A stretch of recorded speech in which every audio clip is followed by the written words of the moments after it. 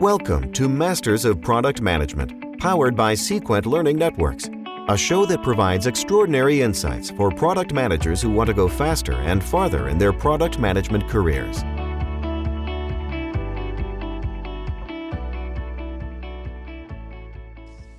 Hello, this is JJ Rory, Vice President at Sequent Learning Networks. In this Masters of Product Management podcast, we tap into the experiences of people who work in and around product management to help you learn and grow in your product management career. Our topic today is a bit of a departure from our typical conversations. I was having a chat the other day with a colleague of mine, Michael Smith. Michael is practice manager at UPMC, that's University of Pittsburgh Medical Center, Susquehanna. I'll give you the full-fledged intro to Michael in just a moment. So Michael and I were talking about his role at UPMC and how he has brought his product management background and experience into what is not really thought of as a product management role. So that got me really interested to explore this a bit more. How skills that are critical to product managers can be taken into other roles. Skills like influencing others, initiative, a sense of ownership and empowerment, a business mindset, and many others. So now the formal intro to Michael. Michael Smith is the behavioral health practice manager at UPMC Susquehanna. He is responsible for all operations for the behavioral health service line, including regulatory, business, and market development.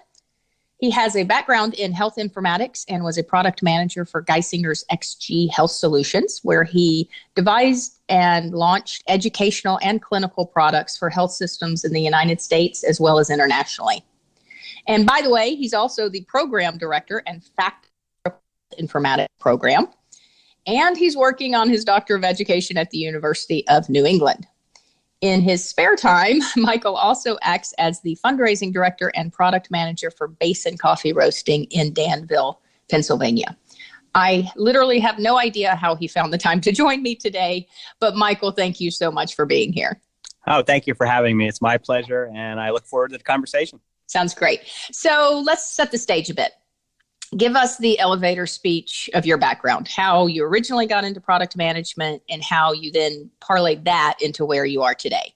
Absolutely. I started in healthcare many years ago as a pharmaceutical sales rep. So I was exposed to many different product managers with the products that I was responsible for selling.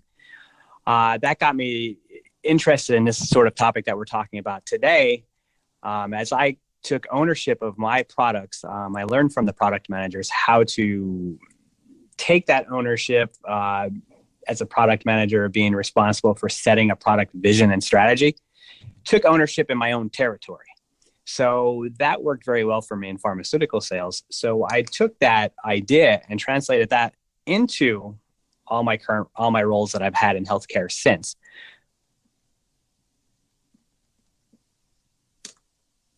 Great. So one of the things I like how you said that, one of the things that we teach and train and preach almost to product managers is that ownership, right? That kind of owning the business of the product. And so I think that's a great trait that you obviously had from the very beginning. So that's perfect. So when you and I were chatting the other day, you said to me, whatever role you're in, you're a product manager. And that sentence really stuck with me. So explain that philosophy a bit more. Absolutely. So that goes back to what I learned in pharmaceutical sales is, no matter what role you are in, you are the product manager. You have a product that you're responsible for. And what I mean by, I run a large team here at UPMC, and I try to instill this into every one of my team members. No matter what position you're in, you have a product that you're responsible for. So such as our office assistants, their product that they're responsible for is our patient. They're responsible to give that patient a great experience when they come in to see a therapist. So I empower, the team to take it upon themselves to take ownership of that entire process of when the patient calls in to set an appointment, when the patient comes in to the appointment, that they own that and they are the first line with that patient. And it goes to any other position, no matter what you have. If you go to look at the coffee, I run the fundraising department for Basin Coffee Roasting, and I take ownership of the coffee. That business there is a product that I own. So it's a great way to approach your job. If you take ownership of it, you have a lot more pride in your work.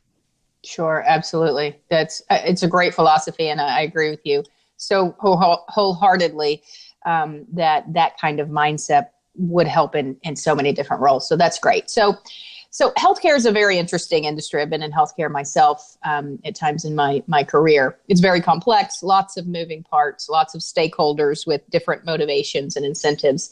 So many who work in healthcare don't think of the services that they provide as quote unquote products. But of course, you've taken that approach. So how do you think that has helped the operations and UPMC? And what advice would you give to others in the healthcare industry? That's a great question. And, it goes back to allowing your team to take ownership of their product by having each set with the office assistants, with our assessment counselors, with our providers, by allowing them to take ownership of a specific product. They have that pride when that patient comes in, where we receive our Press Ganey scores for patient satisfaction.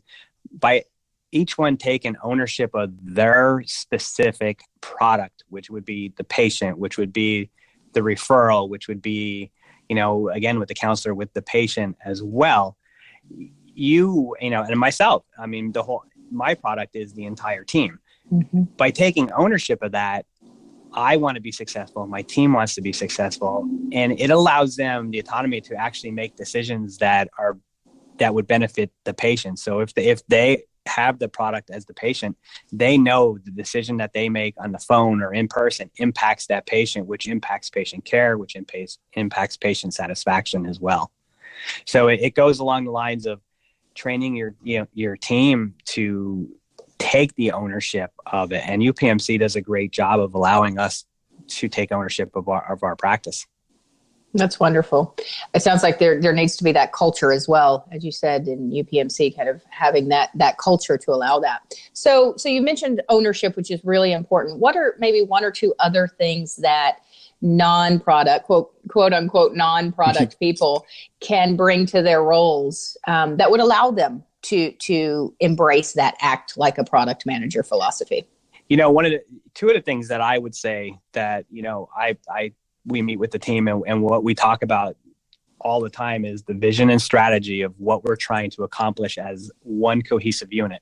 Mm-hmm. So even though you have the different products in the team, you still have that same vision and strategy that you're trying to achieve.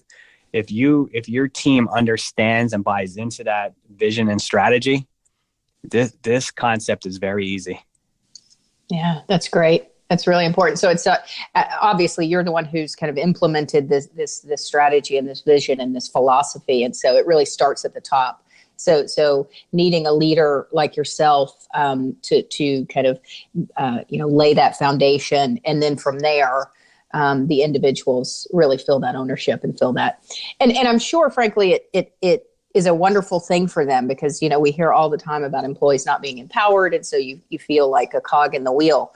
And so I'm sure that your folks really appreciate that, which kind of brings me to my next question is how do you kind of facilitate that culture, and how do you empower your team to take on that act like a product manager philosophy? I have weekly bi-weekly huddles with my mm-hmm. team. I also do bi-weekly rounding with my team, with each team member. So I sit down every 2 weeks with each team member individually and ask them how things are working, what can be changed, what they're seeing out in the trenches, really. And then they come to me with the ability to say, we're doing things this way. This process is moving this direction, but I think if we change the process to do this, it might work better for our patients. So I empower the team to come to me with process changes.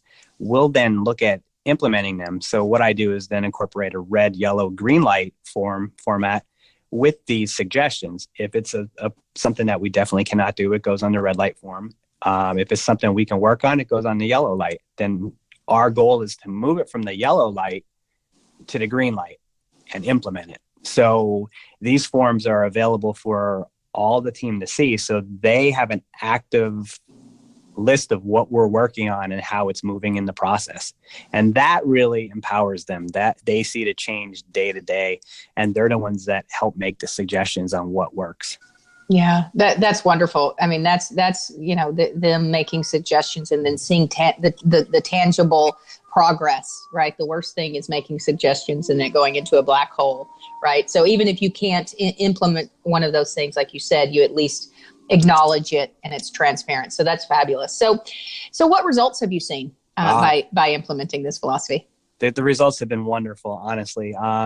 Like I said, we get Press Ganey scores through healthcare, and we have seen for the past 10 months now, we have received patient satisfaction scores of 100% for the past 10 months. Wow. So by empowering the team to actually take ownership, and be there for the team to actually help them achieve these goals, we've received results that we've never seen before. So it's been wonderful. I haven't seen results like this in my entire healthcare career. So the team that I have right now, they're phenomenal.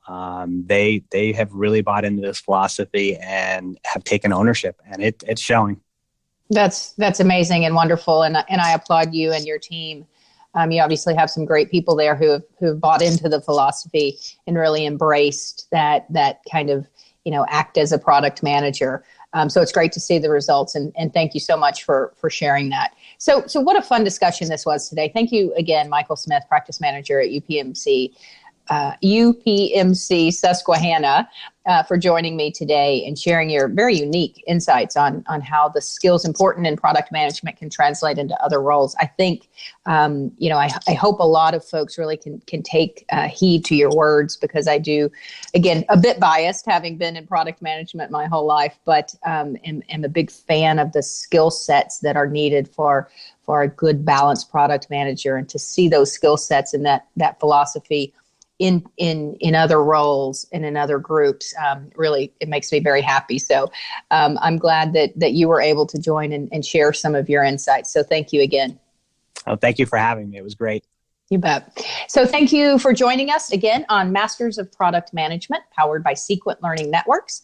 I am JJ Rory, and I look forward to speaking with you on the next episode. You've been listening to Masters of Product Management, powered by Sequent Learning Networks. If you'd like to take your career to the next level with additional tools, training, coaching, and books, be sure to visit Sequent Learning Networks at sequentlearning.com.